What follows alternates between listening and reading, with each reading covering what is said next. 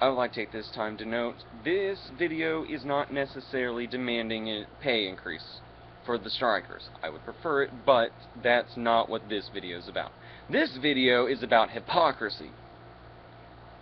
Because anyone who says these strikers are somehow violating the free market or the ideals of capitalism in any way is a hypocrite or a moron. I'm not sure which one would be better.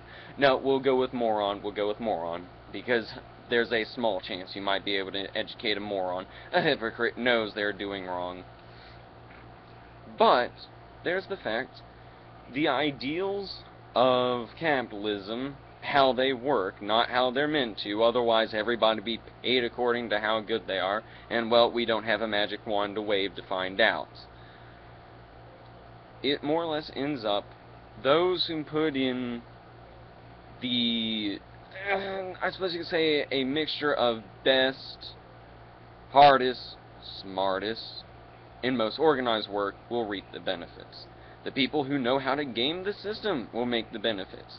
Because in the end, you want to talk about who's earned anything? Chances are many of the rich people in the world probably have not truly earned their wealth. Or, yeah, they earned their wealth in the beginning, but have now since stopped earning the right, if you will. But even if they are earning the right, you cannot tell me these guys are not at least earning something. Again, this is not the purview of the video to say that they should be raised, their paycheck should be raised, and hey, as you're seeing, it's hard for me to avoid saying that. But in the end, they are pulling together their labor. They are trying to use the combined force of their labor for their own economic progress. Much like a corporation, seeing big business and big labor aren't really as different as you think. It just depends on who they're helping. Big business generally is going to help the people at the top. Big labor is there to make sure enough of the scraps gets to the laborer to make it worth their while. You cannot hate big labor and yet be for capitalism.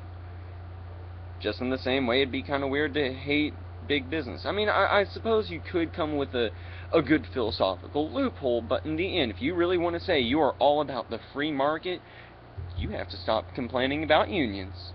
Because in the end, they are not really... they are in some ways very similar to the corporation. The union is interested in getting its. The corporation is interested in its stockholders, and also, one could argue, the upper management.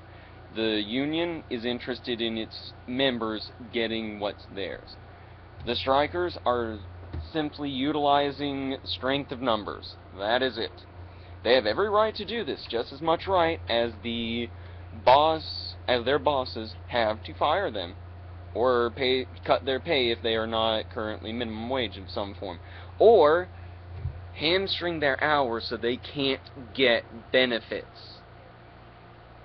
So yeah, don't come to me and talk about how this is an affront to the free market, when really, in the end, they are utilizing the free market in ways you don't like.